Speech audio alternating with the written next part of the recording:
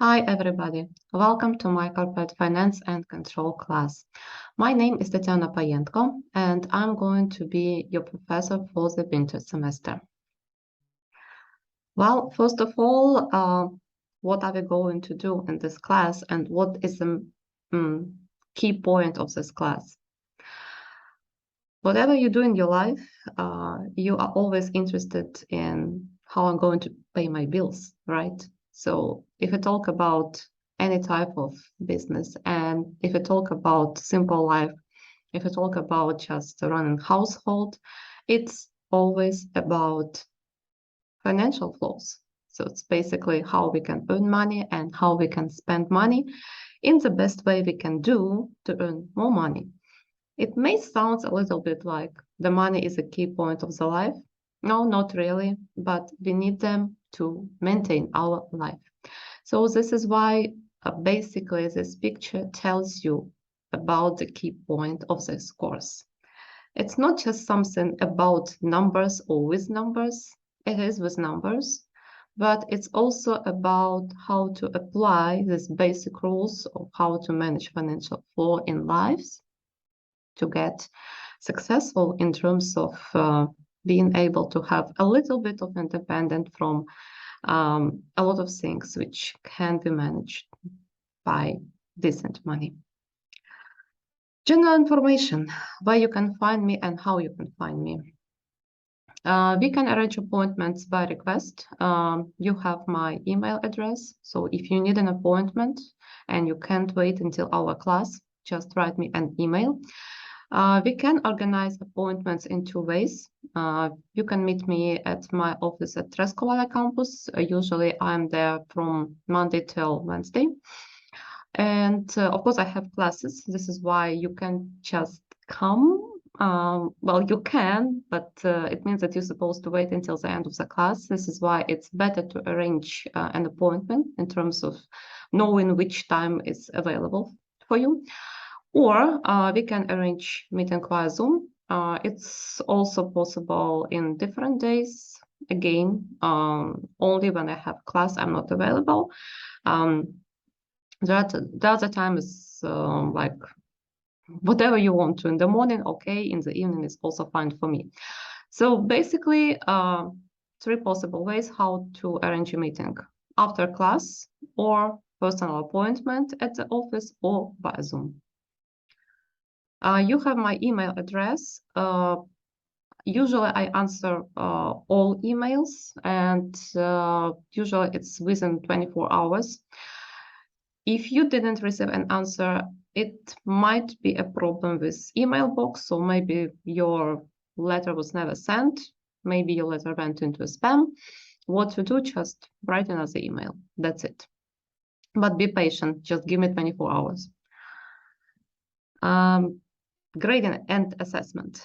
I bet it's the most interesting part at the first lecture for everybody, because you all want to know what will happen at the end of the course. Basically, your grade consists of two parts. The first part is a company analysis report, and the second part is a written exam. Both parts are worth 100 points, and your final grade is average from these two components. I will start from a written exam. It's a little bit like shorter and easier to explain. My written exam is 90 minutes. Again, I don't know how it's going to be in this semester. So far, it's going to be in the presential mode. It means that you're supposed to come to the university to take an exam. If this is the case, it's going to be paper and pen exam. I mean, literally a written exam. If we are allowed to conduct online exams, then it will be via Moodle. That was the case of summer semester. So far, I'm not sure. I don't know where all the situation with energy crisis lead us. But so far, we intended to do everything in presential mode, and it means that exam will be in the class. Anyway, regardless where the exam takes place, it's always an open book and open notes. It means that you can use whatever you want to in terms of lecture notes or books. So please free to bring everything you want to into a classroom. Again, only at the one time. So don't try to do it in stages and just to load the classroom with a lot of stuff and turn it into the library. There's one disadvantage of open book, open notes from point of view of students. The first disadvantage, actually two disadvantages, yeah. The first disadvantage, if you're not prepared and you just realize that it's open book, open notes, it's not going to work.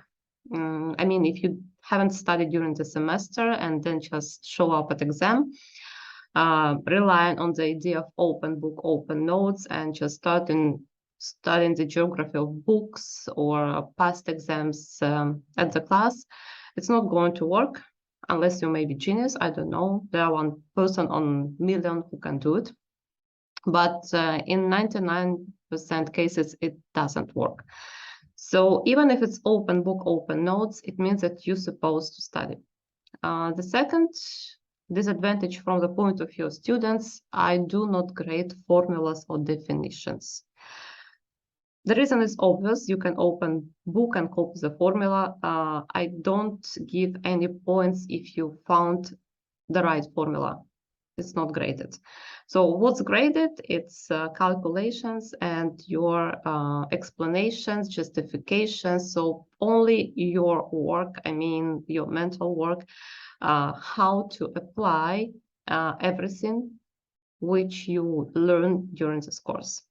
So basically, the written exam is intended to test how you can apply corporate finance tools and techniques which you learned during our classes.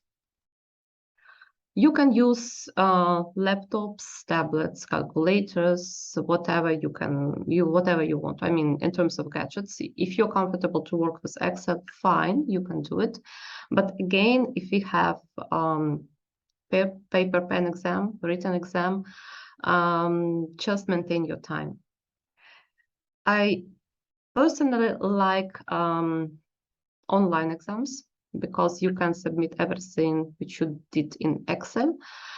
But again, due to some restrictions in the regulations, we can't do it. We are not allowed to do it in presential mode. So therefore, feel free to use everything, whatever you want to at exam, but I expect you to write an exam because it's in our regulation.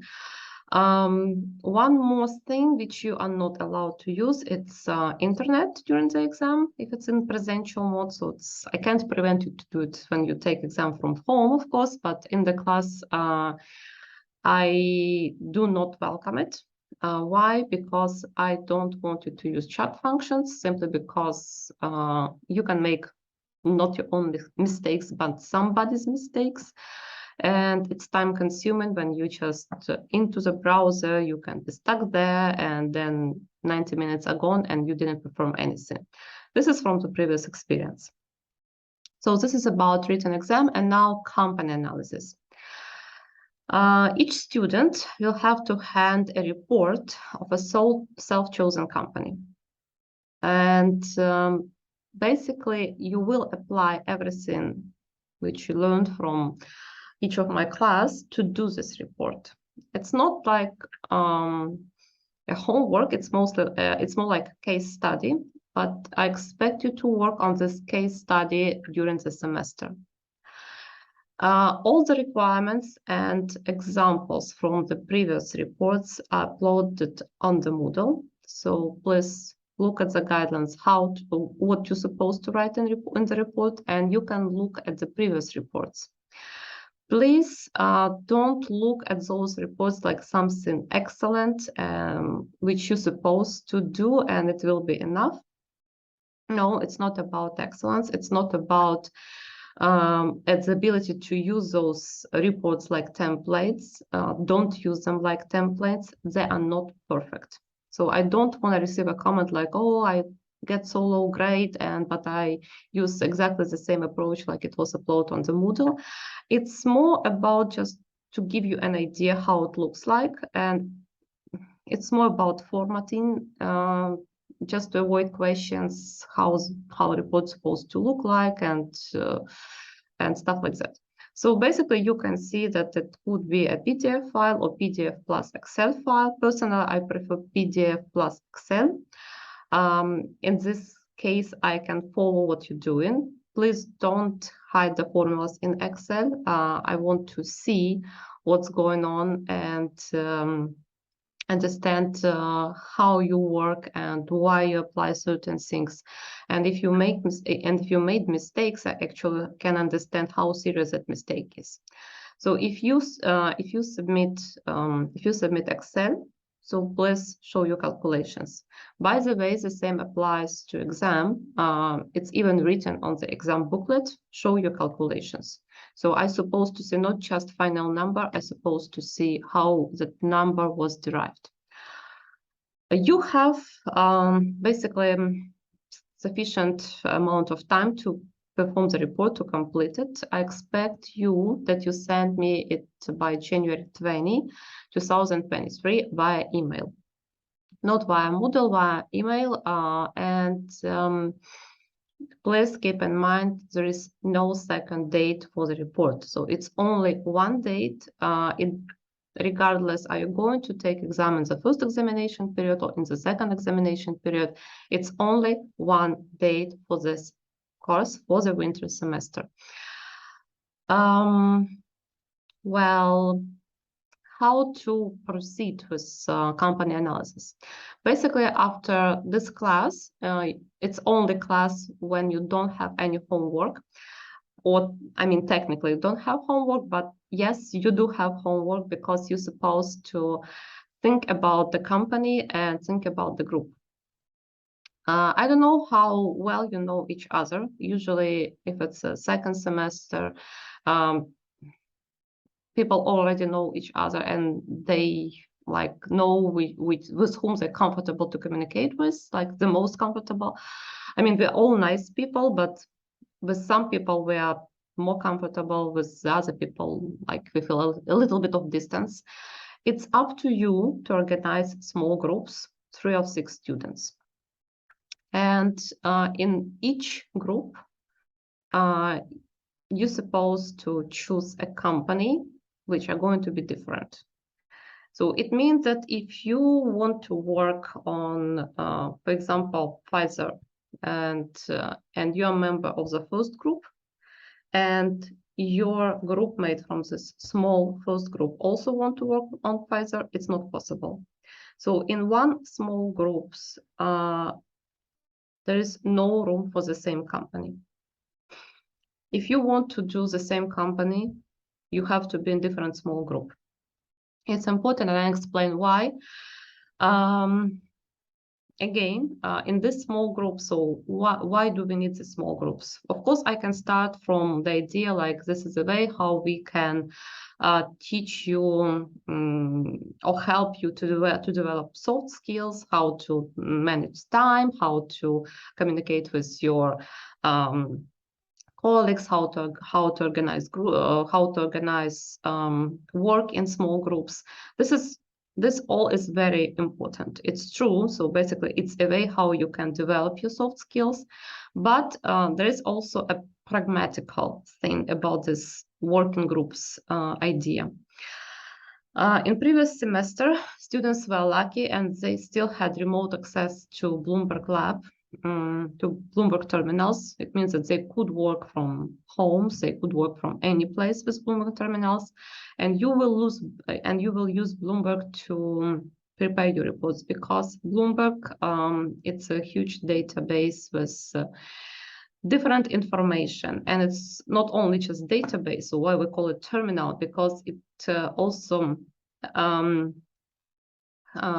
provides you with different functions using which you can process the information and get certain results. Again, HDB has Bloomberg Lab with 10 terminals, and yes, you can use them, but does it really make sense if everybody go there? Not really. I mean, you can actually split the work and to gather information and to gather general information which are related to certain industry or certain topic. You can just choose one representative to do this. But again, it's up to you. I know that many of you prefer to work alone. It's up to you. But again, my recommendation to do it in small group, because it actually helps to prevent many questions, because you can meet together and discuss. So probably some of you had exactly the same problem, but already found the solution. So this is a way how to speed up work. There are certain restrictions about choosing the company. Of course, I encourage you to choose a company which are related to life science. So whatever you want to, Johnson & Johnson, Pfizer, BioNTech, it's like part of your life. So please choose those companies. Please don't choose Bayer, because even though that Bayer is related to the sector of industry, I'm going to use it like an example. So this is why it's unfair if I use this company as an example and somebody writes a report about the same company. This is why please don't choose Bayer. Please look at financial performance of a company. You can do it at Yahoo Finance, for example, or you can download annual report and you can look at past performance from the previous years. If company makes losses, try to avoid it. Try to choose a profitable company. It will make your life easier and more interesting. It does not mean that we don't analyze loss-making companies. Yes, we do. And in practice, even more often than profitable companies, because it's usually a request from a management. Why do we make losses? How we can avoid losses? But you are not that deep in corporate finance and in finance in general. So this is why please choose the easy way and choose a profitable company. One more point about company analysis. Even though you work, I expect you to work in small groups, it doesn't mean that you're going to deliver a group report. Each student will have to deliver an individual report on his or her own company. Bloomberg, I already mentioned it before. Please use our Bloomberg Lab for the research, and it has quite extensive open working hours. If we have some changes, I will post this information on Moodle site. Maybe you're not familiar with Bloomberg at all. Maybe you know what it is, so I don't know. If you don't know this at all, please try to complete Bloomberg BMC course. It's like core concept module in the first week of our classes. Again, I don't give you any homework, but that could be taken like a homework, which is not compulsory, but it's very useful. It's 8 hours self-paced e-learning course. So it means that you can start, you can work as long as you can, then you can make pause, and then you can come back next day to complete your course and to continue. So it's up to you how you can do it. BMC consists of 4 modules. It's economics, currencies, fixed income, and equities. Again, if you don't have a very good basis of, or if you don't have any financial background, this is this kind of crash course to understand the basic idea about finance. And after that course, you will feel more comfortable with Bloomberg and with finance in general. You will get a certificate upon the successful completion of the course. Again, I don't require you to send the certificate, which I usually do in my BIB and MIB programs and BIB and MIB courses. For you, it's not compulsory. It's really up to you, but it's very useful for you, and it's useful not only in terms to get knowledge, it's also in terms to use to get a certificate, because you can put the certificate in your CV, and it's kind of big plus for any employer who sees that you do something extra, not only general university courses. Book. This is what I recommend, and this is what I use to prepare our courses. It's Fundamentals of Corporate Finance, 10th edition by Briley, Myers, and Marcus. I understand that the book is expensive, and if you can't afford it or you don't feel like you need it, it's not a problem, because all the tasks which you need to complete at home, I will post on Moodle, so you will have access to things which you're supposed to do. And if you need to have more contact, then it's put in lecture notes. I upload on Moodle 8th edition of Corporate Finance book. It's a little bit different from 10th edition, of course, because 10th edition is more advanced. But I believe that 8th edition, together with recordings and together with homework, it will help you to get through the course. So again, I recommend it, but I can't force you to buy it, and I don't want to force you to buy it. One more book, which I personally see like a best book of corporate finance ever. It's Applied Corporate Finance. You don't need to buy it at all, because the beta version is uploaded on Moodle. It's a PDF form. There's only one disadvantage: the numbering of pages is messed up. There is an extensive support of the book on damodaran.com. It's a website of the author of this book. Please visit that site, and it's really helpful, because Damodaran is so into corporate finance so many years. He has very interesting webcast. He has very interesting spreadsheets which are useful for your class. Which spreadsheets you're supposed to use, I'll tell you. He has a lot, of course you don't need all of them, but he also maintains different databases, and he also writes a lot in blog, so you can stay up to date with what's going on at financial markets and how it can affect you. Again, here you see the price. Don't buy it. First of all, it's 4th edition. It means, and it was, I can't remember exactly, I guess it was 2014, so it's kind of old enough. And this is why we can expect 5th edition soon. So if you want to make this investment, it's better to wait 5th edition. And again, 4th edition is available on Moodle. And it's also available on Damodaran's website. So if you have trouble downloading something from Moodle, here's a direct link. Please use it, and you'll get exactly the same thing. Teaching methods. What are we going to have? What are we going to use in our classes? First of all, lectures. And lectures is kind of my show. I explain things. I explain basic tools and how to apply those tools. Again, during the live lectures, you're free to interrupt me and ask questions.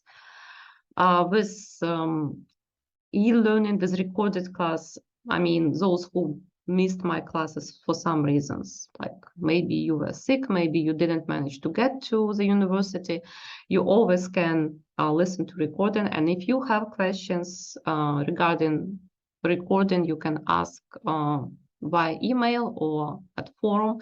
It's up to you. The other element which we are going to use, it's e-learning. I already explained the concept of BMC certificate. Again, we studied this course only one semester. This is why I don't want to overload it. But I want you to know that BMC, it's not only one possibility, one option to expand your knowledge in corporate finance and control. Exercises. After each class, starting from the second class, you will have homework exercises. And I expect you to invest some of your time to complete those exercises.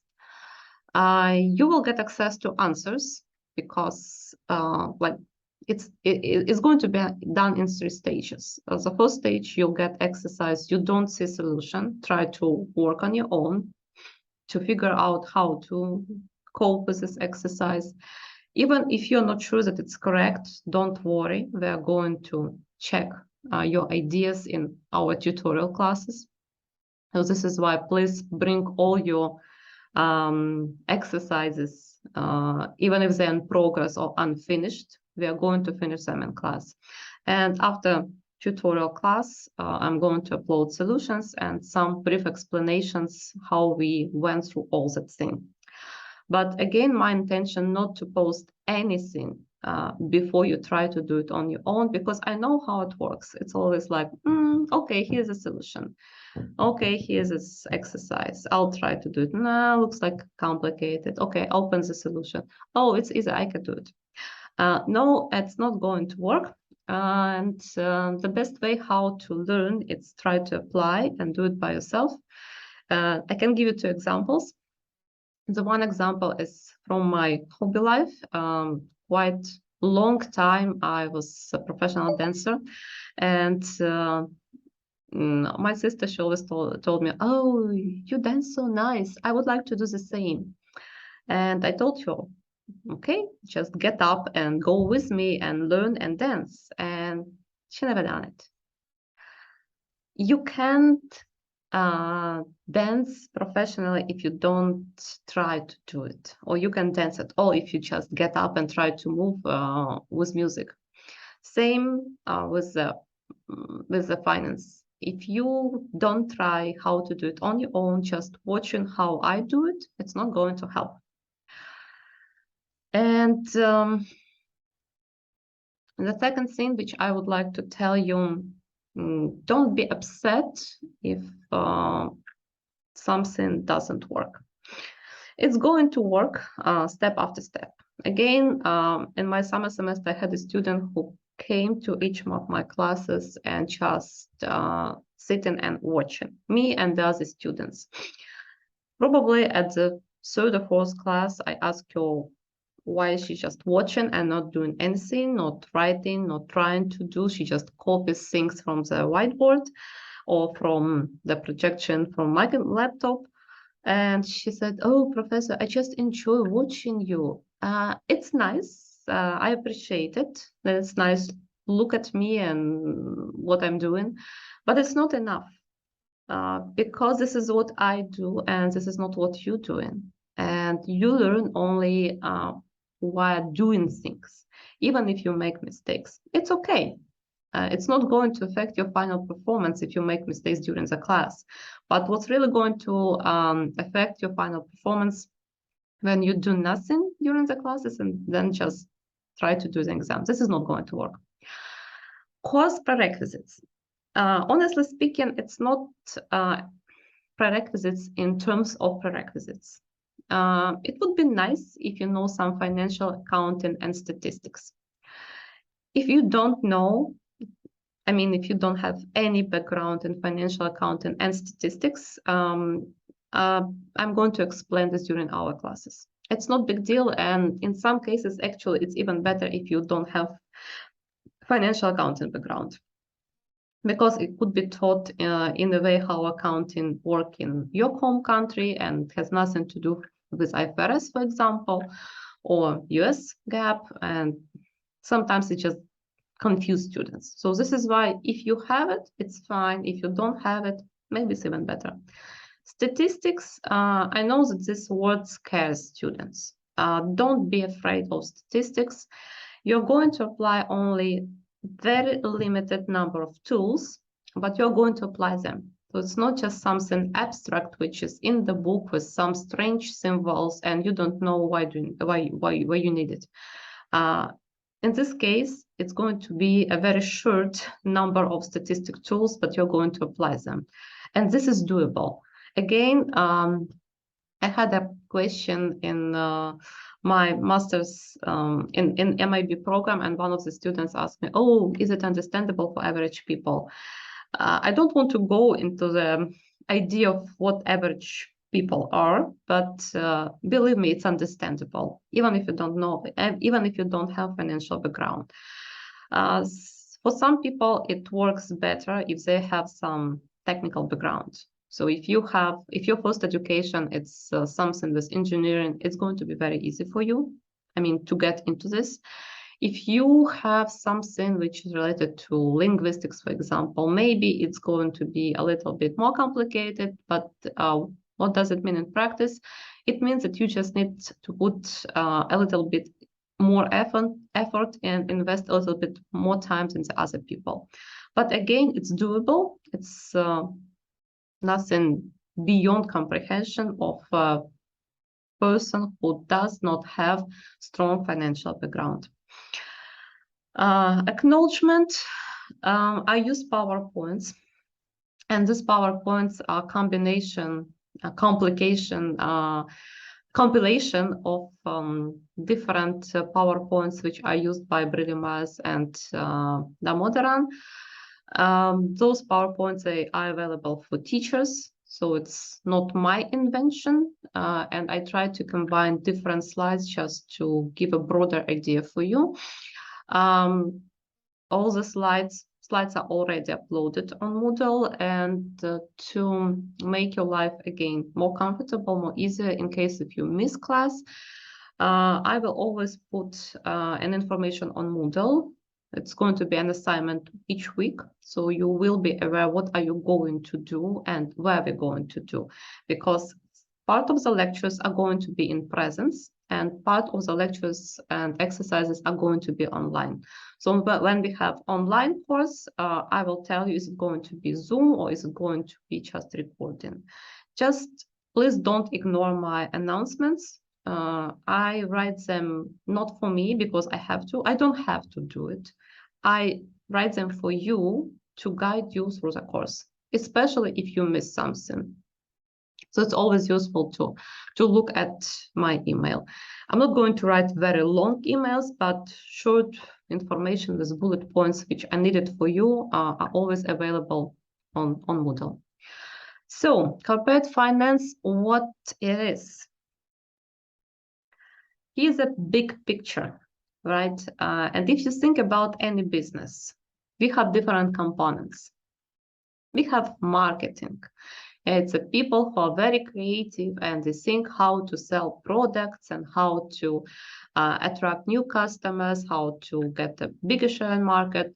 They are very important people, but the purpose of their work is to increase cash flows to the company. Accounting and information system stuff. Again, it's a great people, we need them, but what is accounting? It's a backwards looking exercise to calculate the general figures about company and to give the idea what was achieved. Sometimes an extensive support from information system is important. Sometimes this information system split into several subsections like operating information, management information, executive information systems. Again, the purpose of this thing, why do we need it? We want to know what we have achieved, for what reason, how we can improve it. Again, it's how to increase the wealth of our shareholders who invested in our company by increasing cash flows, which are coming to the company. Human capital or human resources department. Probably you heard many times that people are the main capital of the company. It's true. And actually those companies are successful who are able to attract the best professionals. But again, why do we need those professionals? We need them for their performance for the company, because they can do better work and they can help company to get more cash flows. Corporate strategy, strategic management. Why do we need it? Again, we work now, but each business established with an idea to operate forever. Of course, nothing lasts forever. But usually the idea is to have this business forever. And in financial reports, which you are going to use for your company analysis, you will see auditor's report, and you will see a paragraph going concern. What the heck is it? Going concern means that the company is able to perform in nearest future. And basically, auditor is supposed to confirm it. But when it's possible, when strategy leads to sustainable development. So it means that company will continue to progress in the future. Again, we have professionals, strategic managements who are focused on that, who work on that. But what is the purpose? Sustainable development and, again, attracting cash flows. Financial consequences of production and operating decisions. So we have production and operations management. If you saw company's budget, you probably know that master budget, it consists of different files. It consists of operating budget, financial budget, expenses budget, marketing budget, whatever. But the starting point is how many things we are going to sell, we are able to sell because of our market share. And the second point is production. So how we can satisfy the demand which created by the market.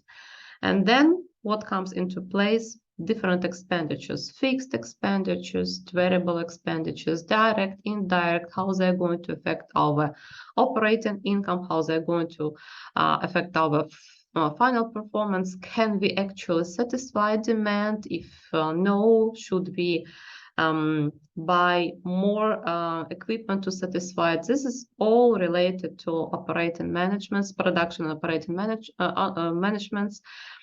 But again, why? Because we want to derive more financial flows to our company. Again, why? Because we want to increase the wealth of shareholders. Again, why? Actually, this is the reason why they invested in the company. So basically, whatever you think about corporate finance, this is a simple thing. It's a big picture of a company, and it's basically the main idea of a company. And this idea about increasing wealth of shareholders can be served by any department of a company. So everything is built around corporate finance. So objectives of our course. First of all, you see the word theory and maybe you're a little bit unhappy, but please don't be, because basically this course will give you the capacity to understand the theory and to apply it in the real world situation. Because to perform your company analysis report, you need to work with real data. A part of the data you will get from annual report of a company. So it means that you will learn how to read that report, what to read. Don't be upset when you see the size of the report is going to be more than 100 pages. I don't expect you to read everything, but I will show you how to use what you need to your company analysis. You will learn how to work with Bloomberg and how to apply different tools and techniques in Bloomberg. This is a first objective of our class, how to apply the theory in the real world using an example of one company. Because if you can't apply the theory, you don't need it. It's like studying language.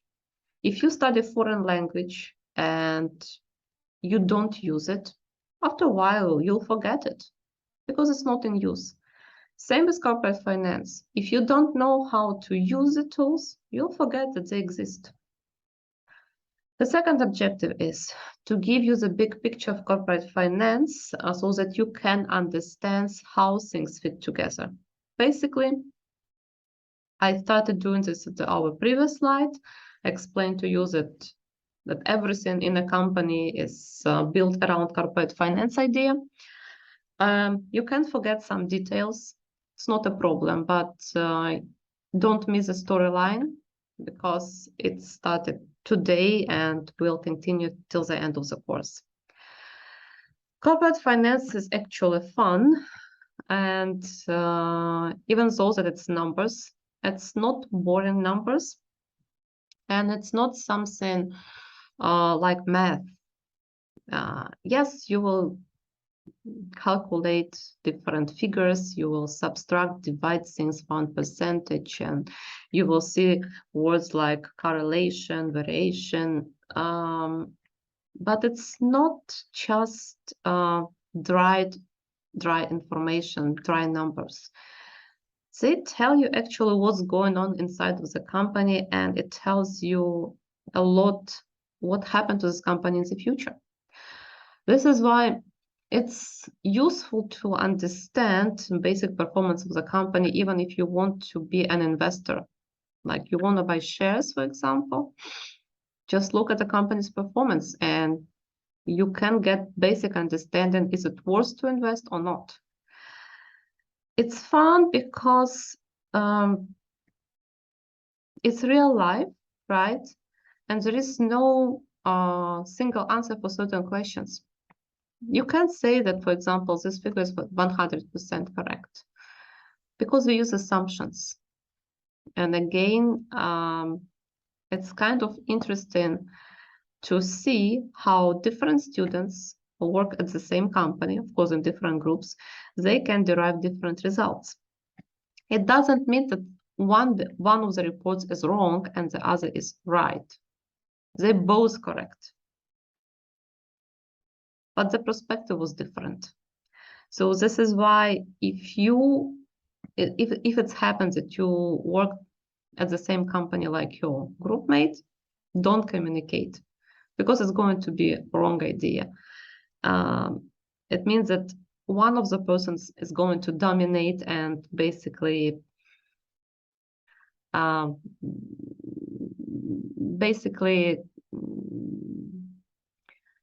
you will get one report, not two reports. But this is not what I want to have.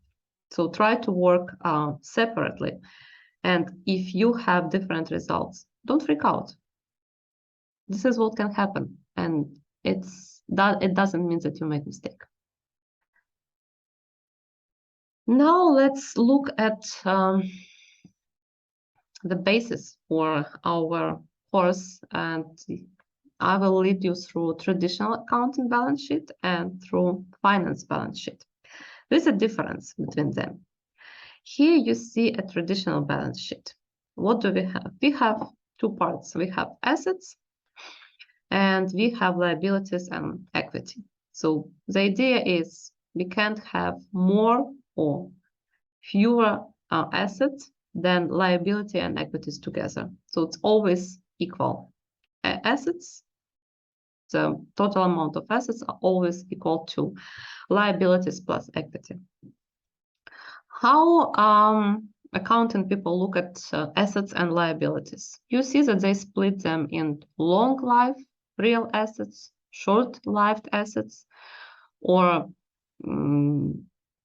you can see different terminology like current assets, non-current assets. It's the same thing. It's long life, short lived. You can see investments in securities, or you can see a term financial instruments. You can see tangible, intangible assets. So basically the idea is that accounting people look at different type of assets. So why do they need asset split? Because they do valuation according to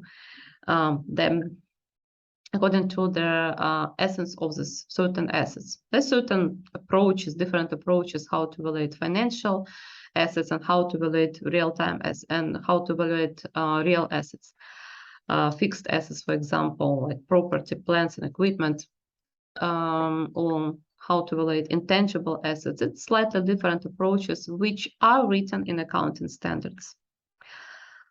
What is something very specific about accounting approach?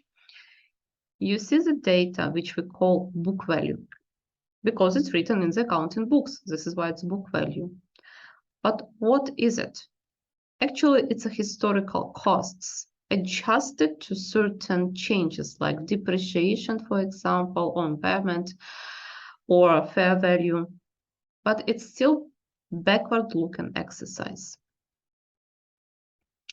Same with liabilities and equities. What you can see in liabilities, it's current liabilities. You can see long-term debt. You can see other liabilities, like, for example, provisions.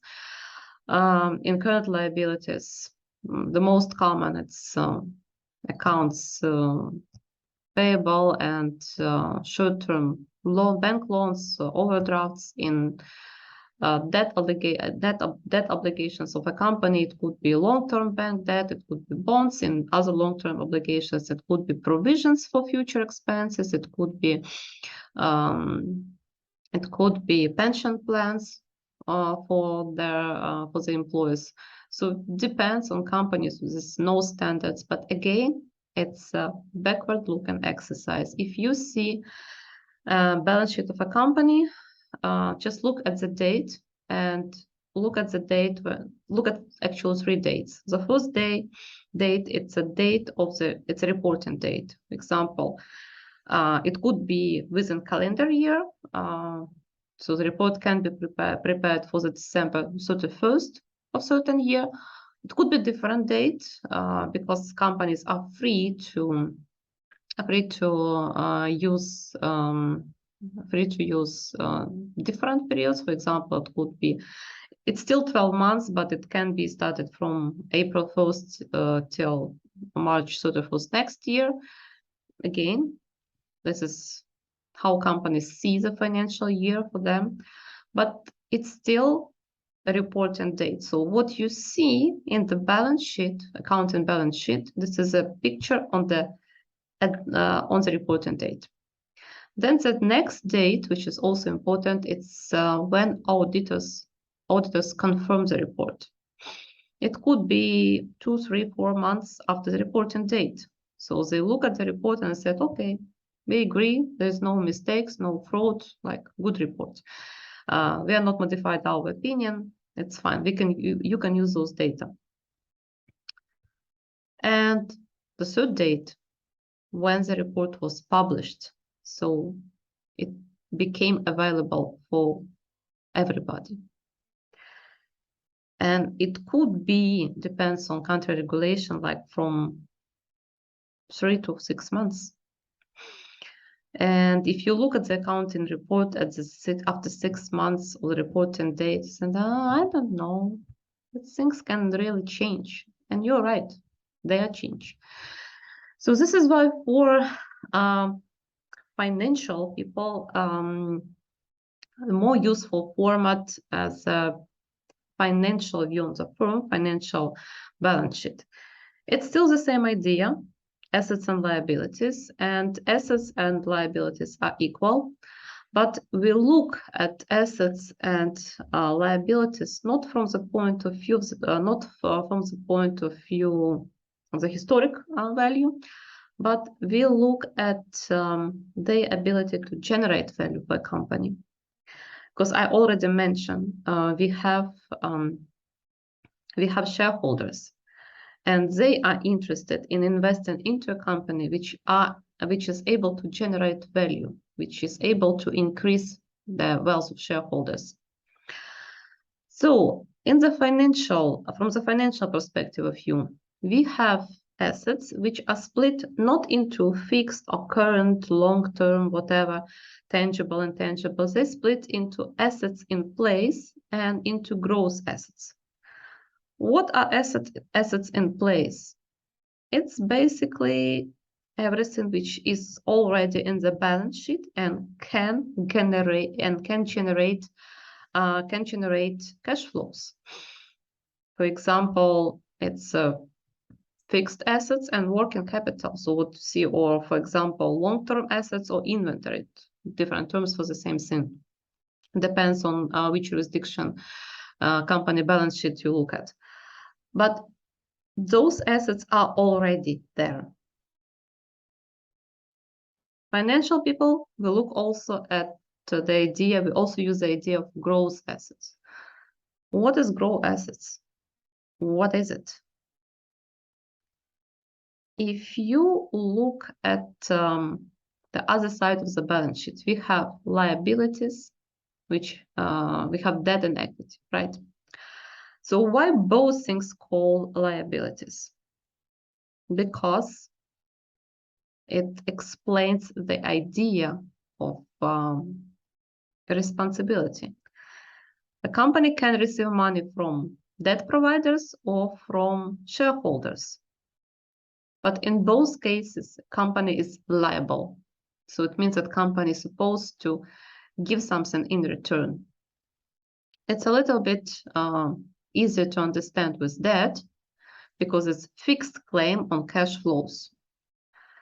As a debt provider, when I give a loan to a company, usually I understand what I can get back. And if it's long-term loan, or I'm not pretty sure how the company is going to pay, usually I ask for collateral. And it means that if something happens, company is not able to pay, I have claim on collateral, I can sell it, I can cover all the debt. So this is what we call a fixed claim, right? I provided the loan and I expect to get back the loan and I expect to get back interest because I gave my money. It means I expect you to give my money back with a little bit of interest because this is how I make profit for my company, the bank. But it's fixed claim. It means whatever happened to a company, if company makes losses, it's not my problem. It's a problem of management, how they're going to pay me back. But it's like, no way you have to pay back the principal, I mean, the main loan and interest. Debt has fixed maturity. I mean, you can negotiate with bank if you're in trouble that you want to prolong your loan. You can do it. Probably you have worse conditions after that, but still it's possible. But the general idea is it's fixed maturity. You have to pay back after a certain number of years. Tax deductible. What does it mean? It means that interest which you pay to a debt provider, it's tax deductible. It means that it's decrease the profit which is used as a base to calculate income tax, corporate income tax. Not all the interest is tax deductible, of course. In some countries, there are certain restrictions, like you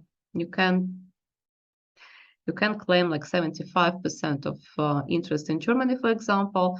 In some countries, it's different restrictions which depend on who is that provider. If it's a company which is registered in some low income tax jurisdiction or offshore jurisdictions, probably going to be restricted. That's what we call tax stipend rules, like not to use interest to decrease tax base for corporate income tax. But again, for that, you're supposed to understand three basic ideas, like it's fixed claim on cash flows, it's fixed maturity, and it's tax deductible. It's also written here, little or no role in management. Yes and no. Mostly the role of management is to maintain the rules of agreement, because sometimes that agreements, they have covenants. So it means certain restrictions on the actions which management can make. like decision about borrow more money or decision change capital structure. Actually, this is a role of management. They're only supposed to maintain those rules. But can they really influence? No. Same thing from the debt provider side. Can debt provider influence management decision on the company, in the company? Yes, only through covenants, but there is no direct participation in voting. There is no direct participation in decision making. Only indirect participation through the covenants, which can be imposed in the contract. Again, 90% like yes, covenants are in the debt contracts, but there's still 10% room, like there's no covenants, no restrictions in this way. It's like no influence from the debt provider on the management decision of a lender. Equity. Equity, it's a residual claim on the cash flows. What does it mean? It means that you can claim only what's left. If company is successful and has good profit and it paid back all the debts or fixed claims just like in interest, and there's still some money left, this is residual claim. Okay, you can get dividends, so you can reinvest in the company.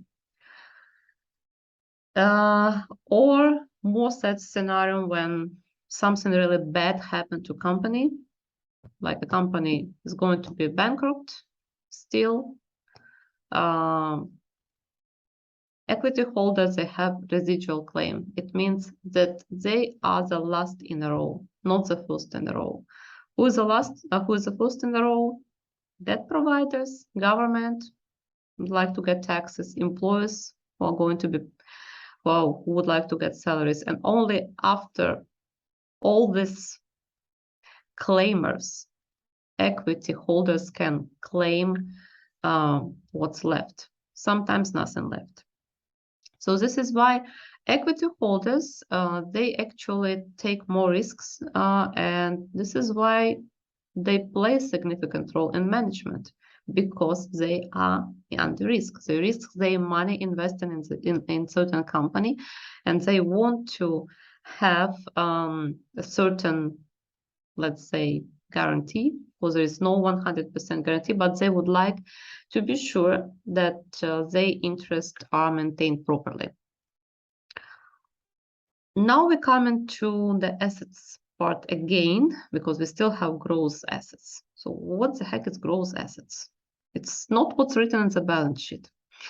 But in accounting balance sheet, I told you that everything is recognized at book value. In financial balance sheet, no, it's at market value. And if you look at equity, for example, equity value, it's the most easier way to explain it. There is a book value of equity, for example, like $1, but there is a market value. And if you look at Bloomberg or Yahoo Finance or Google Finance, you'll see that your company, for example, have a market value like $12 against a book value $1. So the difference is 11. The question is, who generated this extra value? Part of value is generated by assets in place, but if you recognize equity at market value here in this financial balance sheet, it's going to be a difference. And this difference, actually, it's gross assets.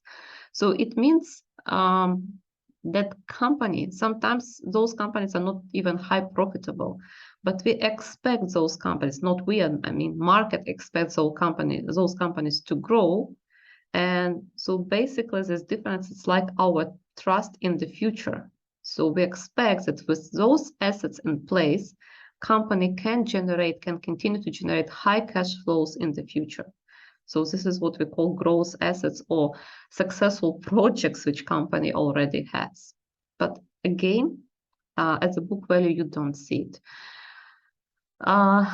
Like a more easy example to understand, if you look at consolidated balance sheet, What is consolidated balance sheet? It's a group accounting. It's a result of group accounting if we have parent company and subsidiaries.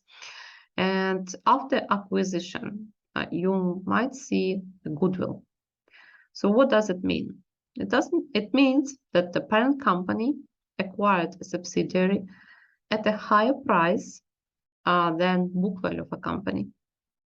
Why? Why would we pay more? Because we expect that this company will generate more. So this is why we paid more. And this difference is actually also gross assets as goodwill.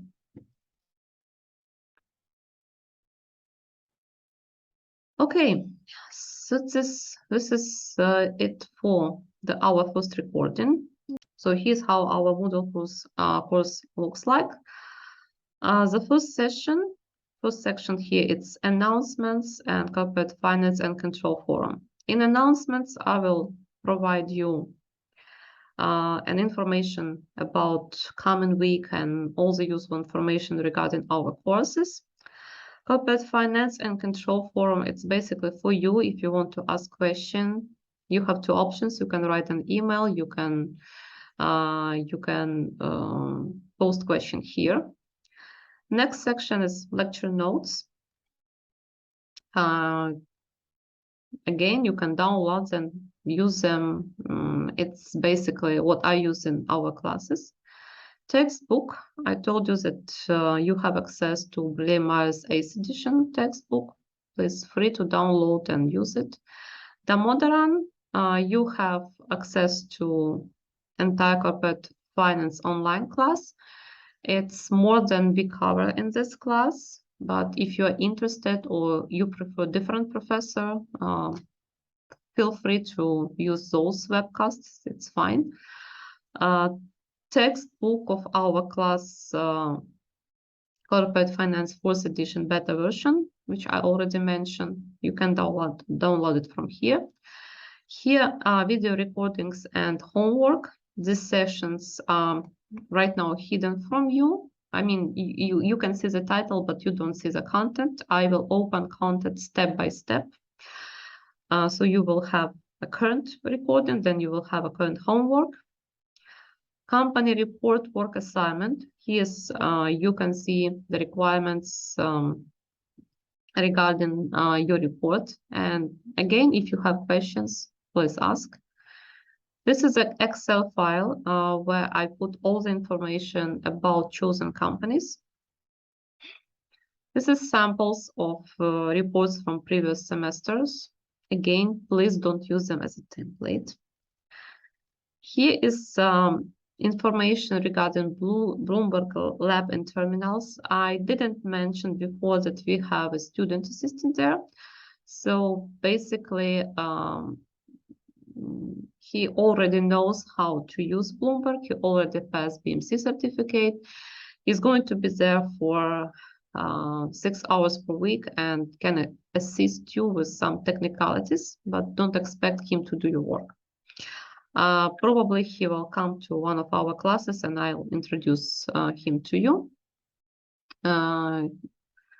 Here's a section with past exams. I will upload all the past exams which were used for Life Science Management program and BAB program. So you can get an idea how exams look like. There is no need to read it now. This is why it's empty. I'm not going to bother you now with exams. I will upload them a little bit later.